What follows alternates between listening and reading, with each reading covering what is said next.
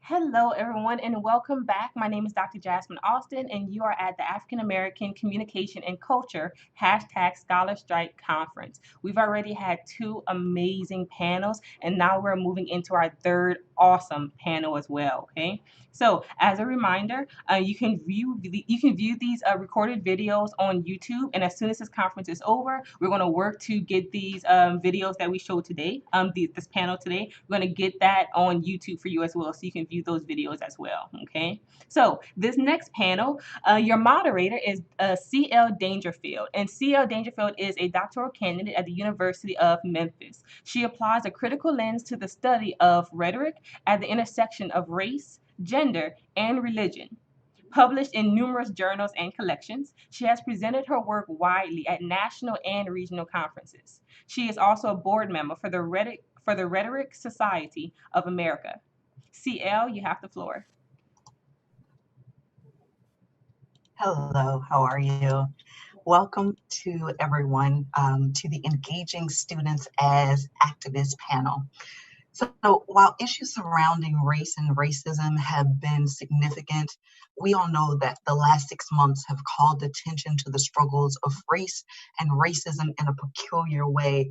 This Kairos moment where men and women, Black, white, brown, and yellow, have all joined together to call attention to the concerns of the marginalized has been a significant moment indeed. It's an opportunity for us to speak to the communities that have been hit hard by COVID, or the opportunity to talk about the daily reports of Black people being killed at the hands of those summoned to protect and serve. Interestingly, it's the youth that have been out front in the efforts to call attention to these issues in this season. As scholars and as scholars in training, we have an opportunity to use our platform to bring about change. We get to engage our students as activists, and we cannot miss out on this valuable opportunity to impact a new generation of students, whether through our time in the classroom as mentors, coaches, researchers, or influencers. Whether directly or indirectly, what we do matters, and how we impact our students matters. So without any further ado, I'd like to introduce our first panelist, Miss Ashlee Lamber, a graduate student at St. Louis University. She's presenting on the subject, There's No Yellow Brick Road, Taking Steps Toward Activism. Ashlee, the floor is yours. Thank you. My body is urging me to listen, speak, act, or something. Do I? Is it appropriate? Is this a space I should take up? Do I know enough? How would I respond? I don't know. I can't hold back though. My body is urging me towards something beyond my own overthinking. My heart pounds as the opportunities suddenly turn into moments. The cause is now centered with my body at the forefront of the unknown. I shouldn't be doing this. But at the same time, I can't turn back because I should be doing this. I am doing this. I'm doing this in both the classrooms and the streets. And though the definition of activism may be unclear for both me and a lot of you all, this is often how I feel in activistic moments. And I, Ashlee Lamber, a grad student at SLU, considers myself to be an in the making, somewhat kind of low-key activist. And today I'm going to elaborate on the possibilities of activism.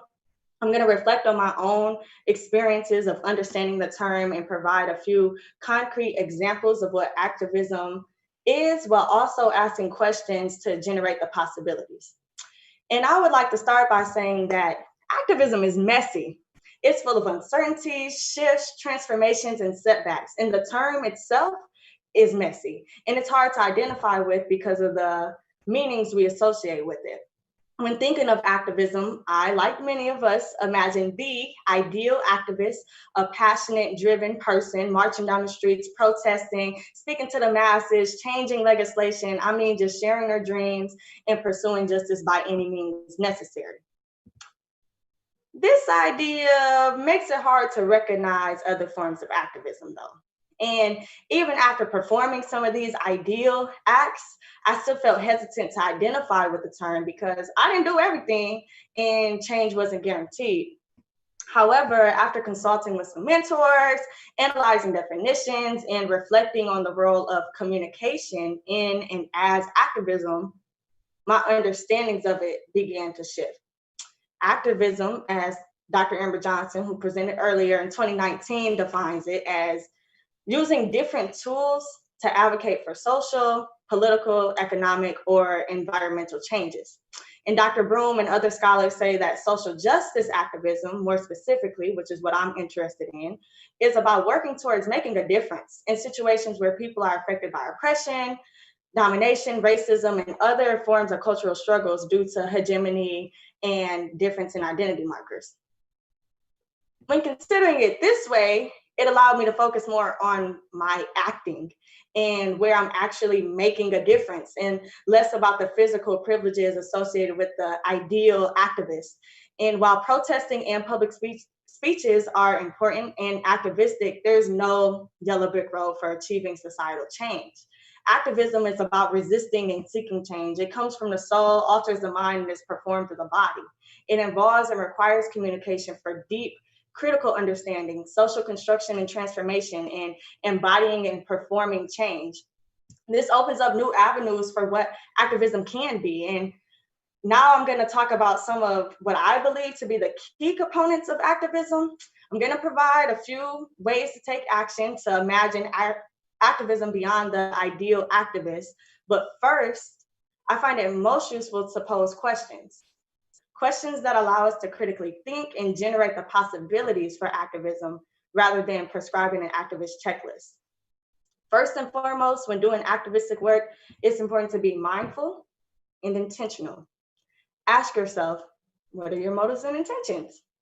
What is the goal of what you're saying, writing, posting? Who is ultimately benefiting from your work, your research, your writing, your volunteerism, your hiring practices, your speech acts, etc.? How do your biases affect how you engage with other folks? How are you adhering to systems of oppression? How are you broadening your perspective? Who and what do you support? That's just a few things. And next, you have to also be willing to listen and learn. Know that activism involves understanding power, privilege, and oppression, and you have to educate yourself on the issues surrounding the community you're a part of. And if you're acting within a community you're not a part of, be slow to speak.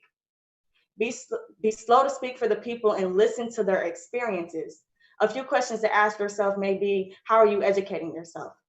Who are the authors and the teachers? What spaces are you giving, taking, or sharing?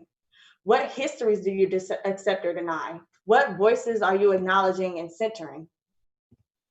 Next, activism requires disruption and resistance. It requires you to speak truth to power. You have to speak, act, educate, do all of that. Call in and out forms of injustice. It'll be uncomfortable, but do it. Do it continuously. And don't let the names and stories of folks being murdered at the hands of officers, doctors, and so many more go unaddressed. Push folks to critically think about systems and practices of oppression. Discuss how historically power and inequality is reinforced in overt and subtle ways. Talk about how that still affects society today. Present and encourage opportunities for activism. March and protest if you're able. Join organizations centered around change and community. Create space for folks at the margins. Encourage dialogue and do this and do so much more, and do it in different mediums. Share knowledge and stories on social media. Write and share a short story, a poem, a song, a play, or something about the issues. Paint and utilize other talents and platforms to highlight the violence, resistance, and resiliency of Black folks and other marginalized groups. And for some folks who are at the margins, live unapologetically, because the work you do on a day-to-day is activism. Take care of yourself, begin to heal and center your joy despite the atrocities pervading this world. And regardless of which form you take up, now is the time we need to act and be the change we want to see. Because change doesn't only occur in one form, and as I've stated, activism looks like a bunch of different things. You don't have to fit the ideals of an activist to perform activism. Seek to set out your own path towards activism, but know that justice doesn't happen alone. And when it gets uncomfortable, just don't turn back, because now is the time to use your voice and accept responsibility. Thank you. Wow, thank you so very much. be the change you want to see. And the idea that activism looks a lot, it can vary in how it looks, but there are no limitations on how our activism is shaped out to be. Thank you so much for sharing that. Without any further ado, I want to at least mention our next panel. Our next panelist, Ms. Joy Melody Woods, was slated to talk about being an activist scholar, using your voice through your research. But unfortunately, due to unforeseen circumstances, Ms. Woods is not able to join us today. However, she will upload her session in an asynchronous format to our YouTube channel. Please be sure to check it out, AACC, #ScholarStrike Conference. Our next panelist is Tim Huffman, and he's speaking on the topic, stepping back, catching up, carrying forward, and other strategies for student activist mentoring. Huffman, you have the floor. Can you make me able to share my screen?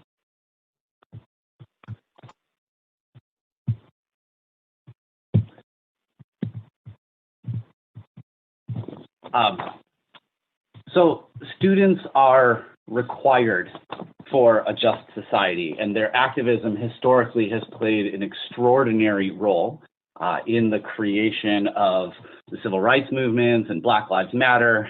In my own city, I've seen students open needed shelters and close unneeded jails. But student activism is hard, particularly anti-racist activism. It has risks, it's exhausting. So what I want to do with the time that we're sharing today is present a set of strategies that can be used to support student activists. They can be used by faculty, staff, administrators, and other students, but also by community members, government, nonprofit, and for-profit actors. And to give a little bit of a context, I'm going to draw my examples from an effort of student activism that has happened at my university over the last 2 years. In the midst of a polar vortex in January 2019, students advocated St. Louis University to open university facilities for use as an emergency shelter for people without shelter. And because of my own activism and scholarship around homelessness, the university contacted me to support this effort. We ran for 2 nights, and afterward, the students transitioned this Built Under Duress initiative into a sustained effort and reopened winter emergency shelter again this year. So the strategies. Strategy 1 that I want to work through is the strategy of stepping back. Our words, our bodies, our ideas can erode the communicative opportunities and the agencies of others. Activities related to stepping back include being silent, listening carefully, not offering advice, and just settling down. This matters because of social identity performances. Some performances foreclose other performances. Power is a thing, and it's very easy for faculty, administrators, government officials to step into a mentoring role in a way that's erosive of the agency of others. So the first time that we opened, between the first and the second time the shelter opened, I went to the student organizers and I proposed combining the initiative with a course that I would teach on organizing shelters. Then the students talked about it and came back and said, nope, we don't want that. We want it to be student-led, and if it's a course, it'll ultimately be owned by you. Okay, step back. But stepping back wasn't just a one-time thing. It required multiple acts of stepping back. I'm still the professor who studies homelessness. And all the way through the year, administrators, professors, campus ministry, they would come to me and they'd say, hey, Tim, tell me about this thing, with respect to this initiative. And I would ask them if they had talked to the student organizers, and usually they hadn't. And so I would just redirect them to the people who were making the choices. And when the shelter ran the second time, I can confidently say that it was better than if I had been responsible for it. Sometimes you need to get out of the way. The second strategy I want to talk about is showing up. We have to be present, somehow present, in order to act. You have to say yes to stuff, serve as a faculty mentor, join an organization, go to protest, and stay in touch with accomplices through various media. And this matters because presence is connected to how we communicate care, and we can only see what we're present to. So for instance, with respect to the shelter, when the students were advocating that it be open to the first time, one of the reasons the administrative system said yes is because I said I was able to go, right? Would they have been able to open it without faculty support in a university? Probably not. In the second year that the shelter opened, I made myself as available for it as possible, but wasn't able to go the third night. And after seeing them operate for 2 nights, I told them, hey, I'm not going to be here next time, but I don't really think you need me. And they were ardently in disagreement. And they said, no, Tim, you have to find us a white male with institutional power. And I was like, okay, why? And they're like, well, if something goes down, we want someone who will vouch for us that the university will listen to so that they can't dismiss the fact that we've prepared for all of these contingencies. So show up and students will use your presence in ways that you don't always expect. Strategy 3 is catching up. Sometimes you're behind and you got to catch up. Your language, your ways of thinking, your mental models, your organizing modalities, your activist network, your reading list, your go-to examples. Sometimes these things need to change. And you got to push yourself to stay connected to the different ways of approaching the issue. This matters because, you can't make a requirement for your transformation, other people calling you out, because that puts a lot of emotional labor on folks who are already doing a lot of work. And also institutional logics are a thing. Just because what counts as radical or progressive in the space that you're comfortable with doesn't mean that you don't have more work to do over here. So I have tons of shelter experience. I've stayed in shelter, I've organized shelter, I've studied shelter, I've helped fund shelter, I've trained shelter staff. It's not the only component of homelessness that I study, but I know a lot. But the students who were involved in this initiative were so ahead of me in many ways. They had deep connections to abolitionist logic, anti-racist organizing, and QTPOC organizing, and they drew on these insights. They renamed feminine hygiene products to menstrual hygiene, and they centered queer, trans, Black, and brown lives and experiences in the organizing of that shelter. And I will tell you, I learned so much by just catching up. Strategy 4, which sort of exists in tension with catching up, is carrying forward. Sometimes you got to go back and pick it up. Some issues don't need innovation, just remembering. And if you're an actor, regardless of your positionality, that's been in a college or university for 4 or more years, you're more or less a historian with respect to most students in that space. And if you've got a background in a social issue, being able to go back and pick things up and carry them forward for students is super powerful. So in the context of the shelter that the students organized, we didn't have to reinvent all the wheels. For instance, there were already communities that have figured out how to get folks bus tickets after staying in shelters. All right, pick that up. And being able to draw on skills and practices, particularly in de-escalation, and being able to help the small student shelter articulate into the broader system of human services was a thing I could help carry forward for students. Now, sometimes these strategies can feel at odds with each other. Stepping up can seem the opposite of showing up. Catching up can be in tension with carrying forward. But I find that listening manages most of these tensions. Listening helps you figure out how and which you should deploy. So, of course, there are other strategies, imagining possible worlds and broader opportunities for activism, accompaniment, and activism, helping students navigate networks and institutional frameworks of power, helping students narrate their experiences and the experiences of others, creating spaces and offering tools for processing and healing, and just raising some money so you can create micro grant students that you can share through Venmo. I'll close by saying that relying on education to shape students to be leaders for the future is insufficient for social change. They are needed now, they are out there now, and they need us now, both to support them and get out of their way. Wow, amazing. I love that, Tim. Step back and get out of the way was so powerful. But when you do that, show up, catch up, and pick up. Wow. Well, we are down to our final panelist, Dana Cloud, who will speak on the topic, Mentoring, Student Movements Against Racism on Campus, Lessons for Solidaristic Practice. Dana Cloud. Okay, am I here? Oh, I'm here. Yes, great. Hi, everyone. Thank you so much for including me in this, and also thanks to the previous panelists. I really got a lot of insight there, and it may be relevant to some of the stuff that I want to talk about. So first, I just wanted to give you a little bit of background. I have taught at as a grad student at the University of Iowa, then for 25 years at the University of Texas, and then for 4 years at Syracuse University. And during that entire stretch of time, I have been an activist as a student and a faculty member, starting with the Iraq War, the first one, and then sort of cutting my teeth on the struggle for abortion rights in Iowa, a number of anti-Klan events in the Midwest in the 1980s and early 90s, doing anti-racist work in general, women's liberation work, labor work, queer liberation, and so on. And my organizational home for all of this time was an organization that collapsed last year, the International Socialist Organization.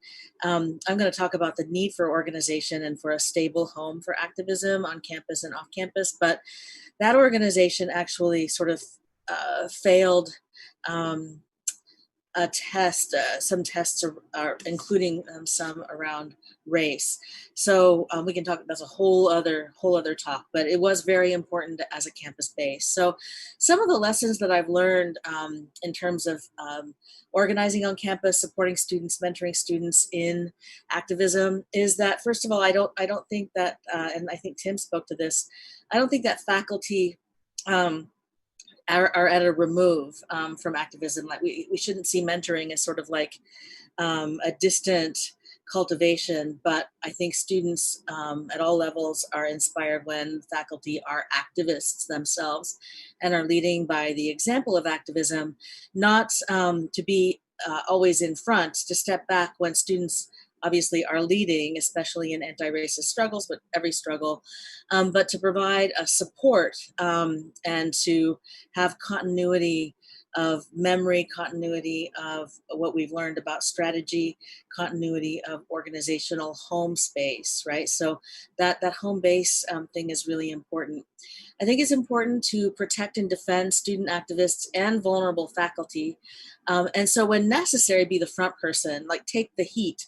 So if somebody says, who organized this illegal rally on campus, if you are a relatively privileged faculty member, I can say, oh, it was my idea, I organized it. And to help the students not take that heat, but then step back when people are speaking, when they are leading, and in the media. I can't tell you how many times at a rally I've tried to convince journalists not to, in an anti-racist event, not to keep interviewing white people.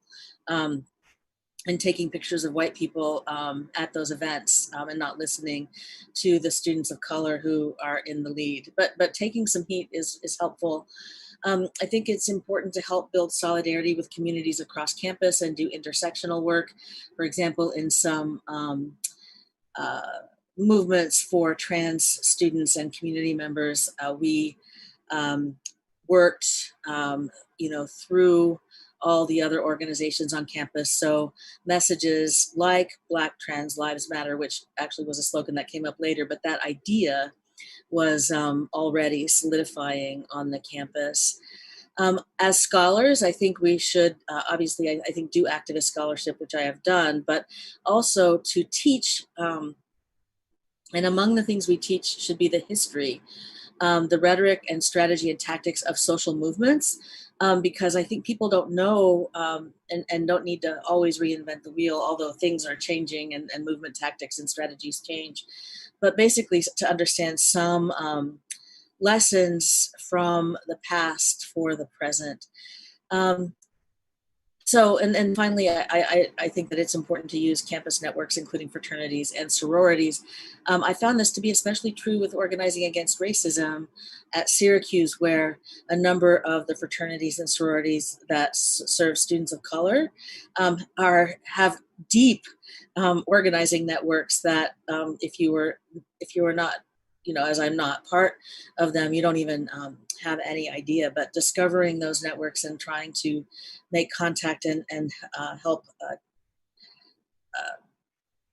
promulgate information about activism through those networks is really good. So some lessons though. So those are just some general points of advice. But from all that experience, I'd say some lessons are, first, to be wary of administrators. I mean, sorry, but to be wary of administrators offering something like a hearing or a town hall in the wake of a protest instead of any concrete reforms, because as a lot of research has suggested, a hearing is just a hearing. And sometimes it is a tactic of control where you end up just getting the hearing and nothing else. I think it's important to be wary of service learning and community-based learning as alternatives to activism, so that we are not helping in a paternalistic way, but acting with others. To understand how communicative tactics include bodily disruption and economic pressure as crucial parts of success in any social movement. To encourage the formulation of concrete material demands for things like space, financial resources, scholarships, and anti-racist programming, and to support faculty and graduate student unions as part of our activism, so that we lessen the precarity for activism among all of us. And as a brief example, I wanted to mention that at Syracuse University, there have been two movements in the last 2 years, same movement, two incarnations. One was #RiseUpSU in 2018 in the wake of a horrible fraternity video that was just grotesque in its racism and its mockery of the disabled, just unbelievably disgusting. And so a movement rose up with education and sit-ins and some demands on the university. But it wasn't until this last fall, when more than a dozen instances of racist and anti-Semitic graffiti and hate speech happened on and near campus, there was the circulation of a white supremacist manifesto. And then that led upon a whole wave of protests and sit-ins because the university administration did not act. Students were entirely in the lead. Faculty supported their efforts. For example, when they were sitting in the winter in a building where the administration was attempting to cutting people off from access to food and other necessities. And so faculty were pressuring the chancellor and others.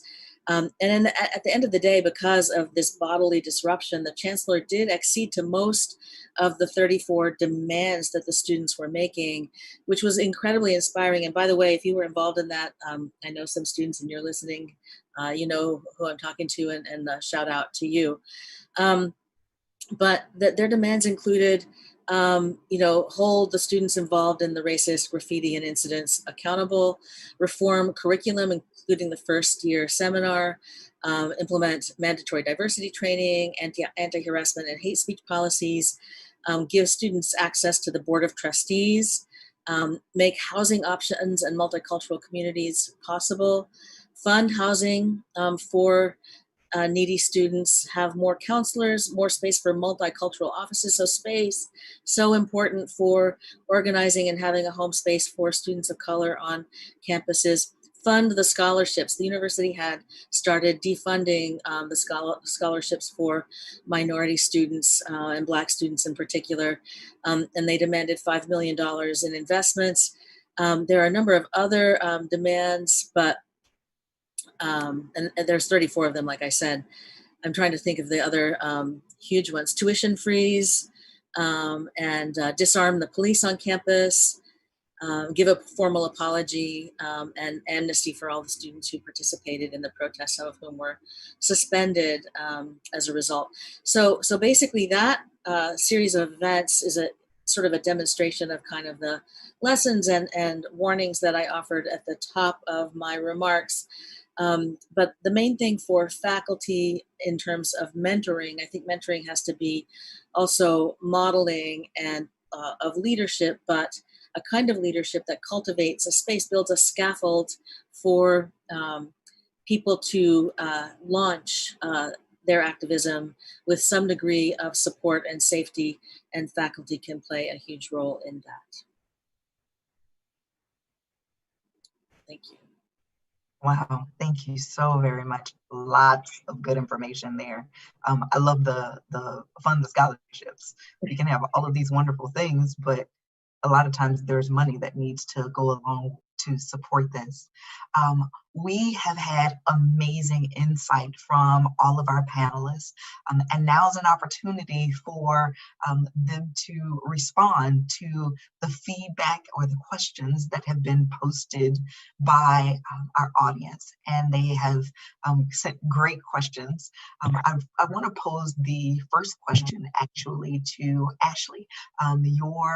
Your position on the panel as a student, like myself, I think you give a unique vantage point because there's the student perspective, but there's also the faculty member perspective, the student / graduate teaching assistant perspective, and then the faculty perspective. Can you briefly describe your own motivation and involvement with some of the different forms of activism? What brought you to this moment? Is it new? Has it always been there? Has it just been amped up in the course of the last couple of months? What's your own motivation? Yes, thank you. That's a good question. That's a question I encourage everybody to ask of themselves. And I think that I've always had a sense of activism in me.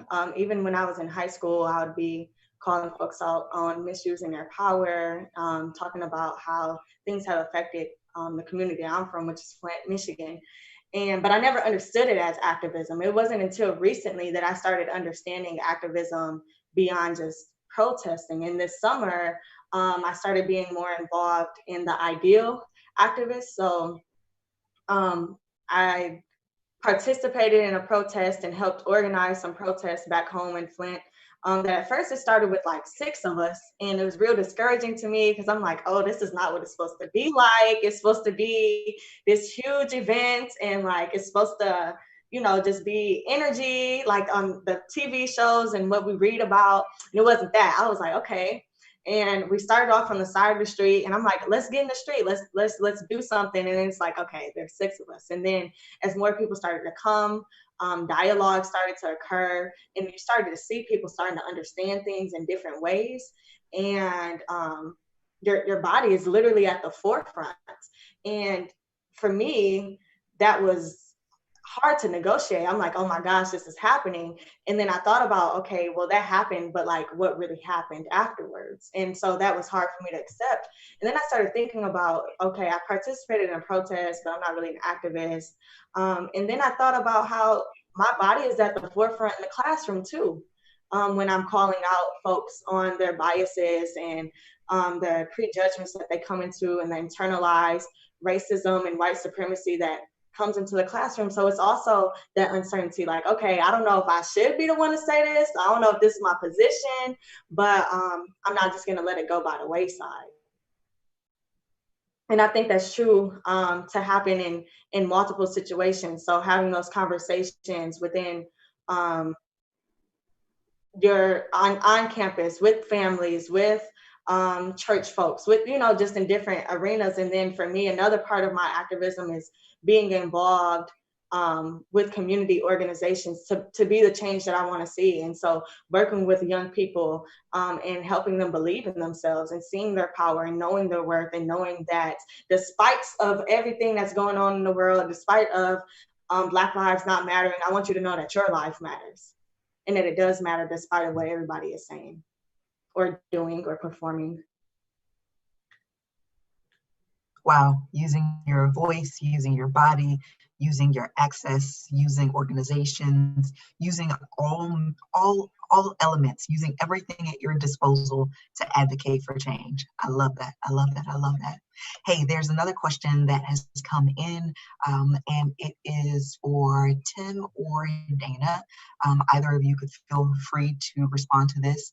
The question is, do you have advice for other white advocates who might be hesitant in stepping into their privilege?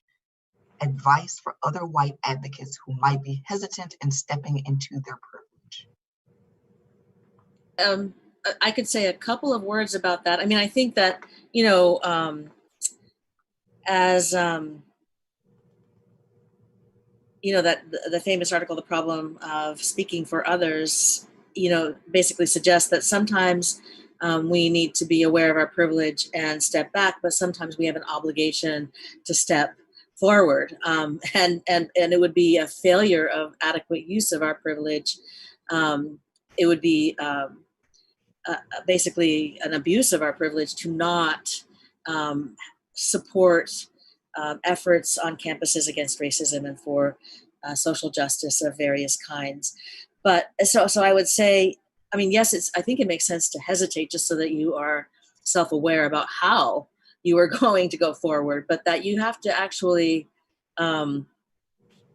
take responsibility. And I think one way to, a good way of hesitating would be to consult with the students and listen to what the affected groups are asking for, and to do those things and to support those efforts and to provide, like I said, a certain, like I always see myself as kind of a shield or a kind of a launching pad, a safe place to be part of helping that happen. I think that is a great way to use one's privilege. And I do think that in my experience, students of color, students of different abilities, students of different sexual orientations and gender identities and expressions and so on, have always welcomed,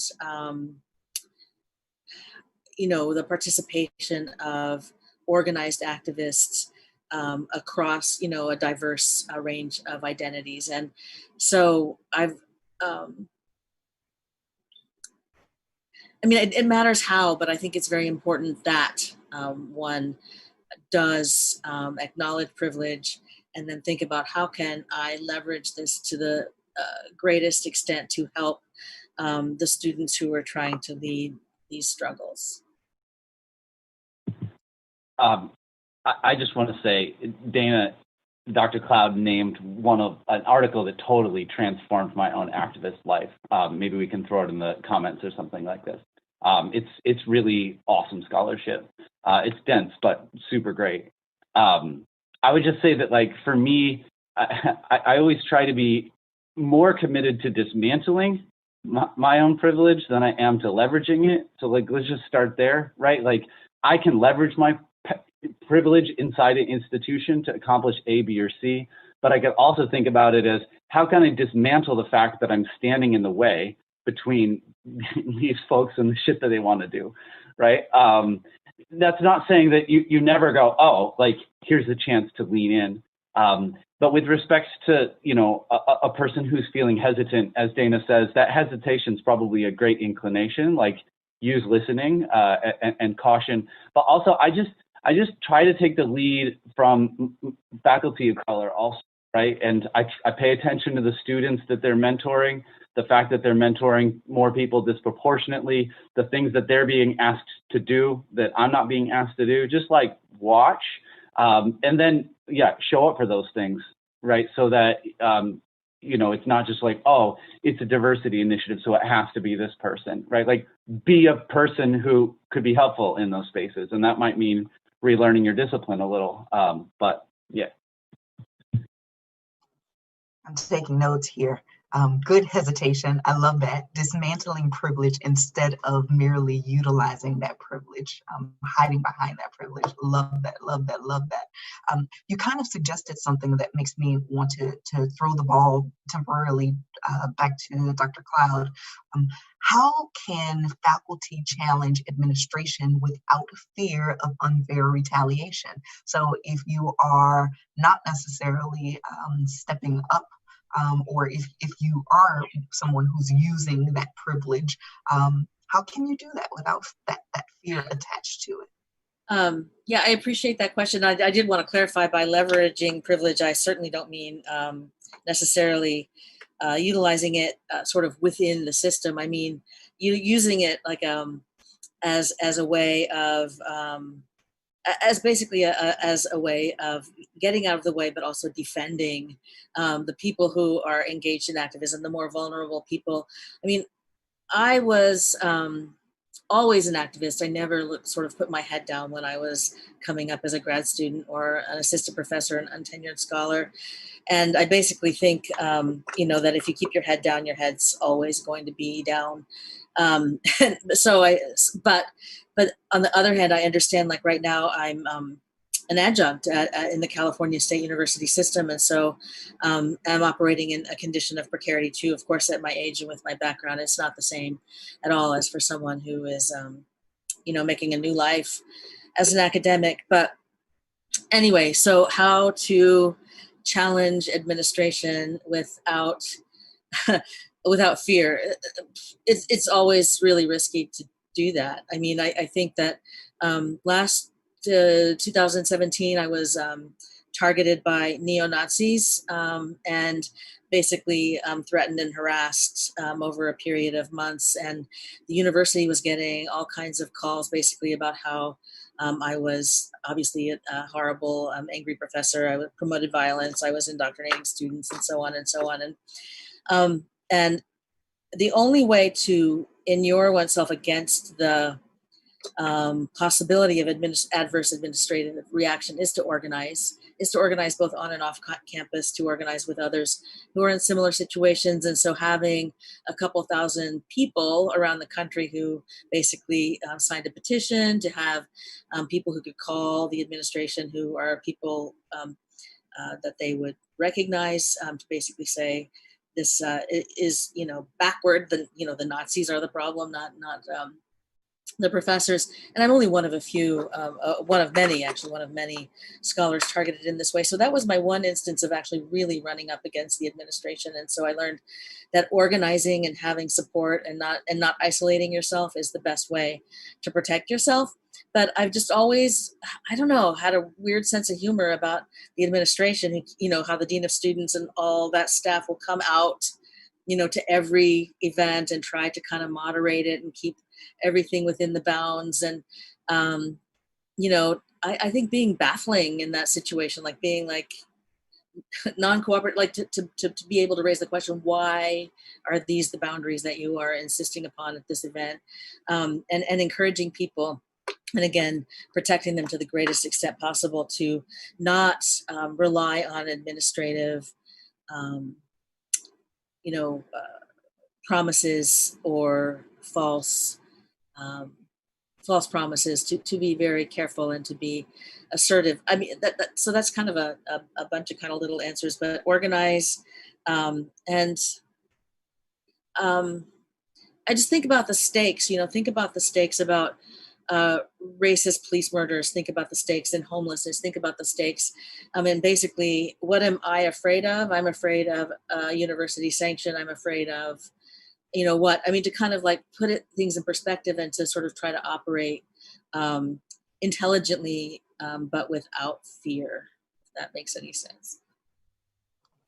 It makes complete sense. It makes a lot of sense. You bring up a lot of very powerful points.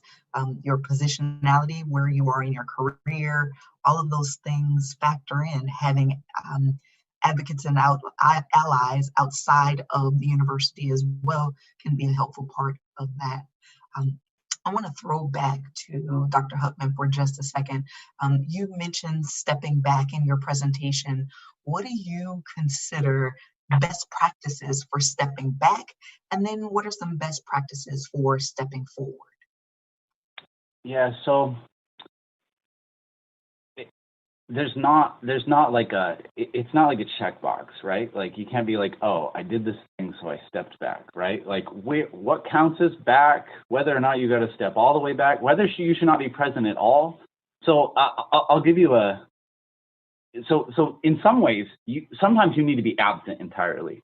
So the shelter initiative, I volunteered to do an assessment of the project to see how it went, what the student experience was, as a way of advocating for doing it in the future.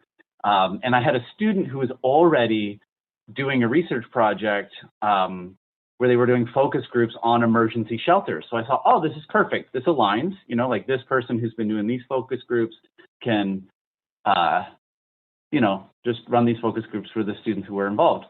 And I, at the time, my connection to the LGBTQ and students of color who had been part of the initiative was pretty weak. I wasn't connected to that community. I knew one person. And so I was working with that community through the one person that I knew. And I kept asking her, like, can we run this focus group? Can we run this focus group?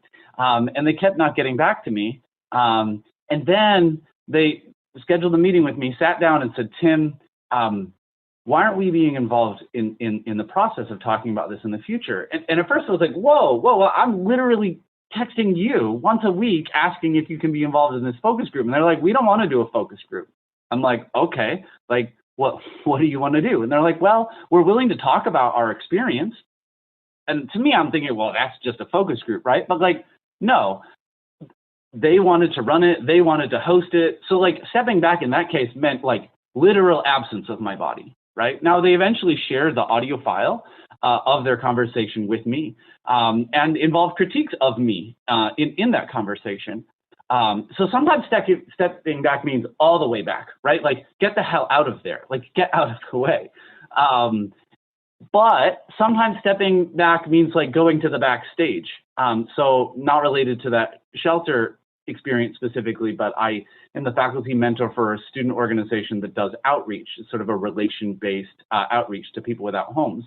And the students there often like to hear what I have to say, but I try not to take the main stage time. I try to curate like a offstage or side stage space where people can encounter me as the person that I am, which is, you know, lived experience, lots of, you know, scholarship, tons of activism in this area, but it's intentionally on the side, right? And so those are two practices, right? Like knowing when that, like you got to stop controlling the community conversation, let folks have it on their own, and step in when you're needed, versus continuing to be present, but recognizing that like, no, like I don't need to be given the big reflection at every single student meeting, you know, where like they're basically just like following my intellectual thread, but like find a way where you can still share, but you know, it is aside. I will say that like sometimes crisis happens and you just need to step forward and respond, right? So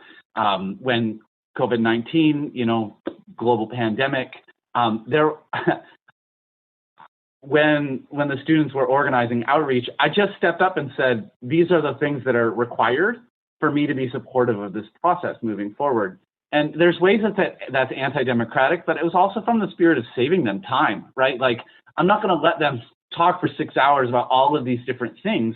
I'd already done a ton of research on what public health practices needed to be in order for outreach to be done safely. So why hold that back, right? Like, just save them some time and be like, look, like, this is my position, and I really encourage you to take it seriously. Likewise, you know, when in like actual crisis moments, in the midst of a shelter, when there's, you know, maybe mental health issues causing a conflict, you do a quick scan and ask, like, am I the person to respond to this? And if you've got a background in de-escalation, maybe you should step up, you know, like maybe you should have had a conversation with the students and figured out like where their comfort are, but like, yeah, you got to recognize that there are moments where back is not where you need to be, right? You need to step forward. Wow, love it. So I kind of put you all in this box of, from the student perspective and from the faculty member perspective. I want to swing back to Ashlee and kind of put you in conversation with some of the things that Dr. Huffman has shared. So talk to me a little bit about what it's like to be a student with mentors that have either stepped back or stepped forward, or maybe stayed in the step back role when you needed them to step forward. Have you had experiences that speak to that? And if so, if you're comfortable, please share. Yes, I actually have a lot of mentors who presented today. Dr. Orby, Dr. Johnson, Dr. Huffman are all a part of my team. Dr. Carla Scott is out protesting and engaging in dialogue now. And I think they've all worked with me to step back and to step forward, and pushing me forward in ways where I felt like I needed to step back and that I've always been pushed back. So to me, that's really important and valuable. And so some examples was encouraging me to do this. I had a situation last semester that was really hard for me to engage. I was like, I don't even want to be a grad student no more. Like, I don't really know. And I went and I talked to Dr. Johnson about the situation that happened. And instead of Dr. Johnson just being like, oh, you know, I'm sorry that happened, Dr. Johnson stepped up, even though I didn't want them to. Dr. Johnson stepped up and spoke on that situation and validated that experience and taught me that, you know, that's not normal. Even though it is normal for me, that's not how it should be, and that doesn't ring true for all the students that come through this program. And I've had opportunities with Dr. Huffman where I've been in the classroom and just felt like, so SLU is very white. Let me just put that out there. So I've been in the classroom and I've had students, classmates just be saying some stuff that's just wild. And I'll just be feeling in the classroom like, I don't really know what to do. I don't really know how to explain this. I don't know if I should be the one doing this. So I talked to Dr. Huffman and Dr. Johnson about it, like, you know, this is happening. I don't know if I'm being sensitive to it or what it is. Like, can you help me make sense of it? And I shared the opportunity to Dr. Huffman, and he was like, you know, do this for your assignment. Like, say what you're saying and present it to the class. And so it was tough to like call them out, like, look, this is what you're doing, and this is not okay.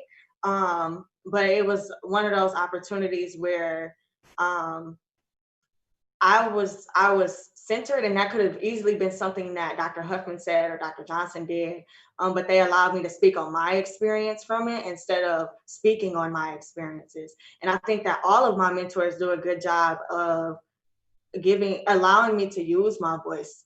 And I think a lot of students, especially students of color, need that, and to feel like their voice is valued, because it's not. Because if it was valued, then we would be reading scholars that suit our voice. And if it was valued, then we wouldn't be feeling like we're the only ones in the program. We wouldn't be feeling like we're going through this alone. We wouldn't be feeling like we have to reach out to the faculty that's like us in order to have a home, because it's not with the students.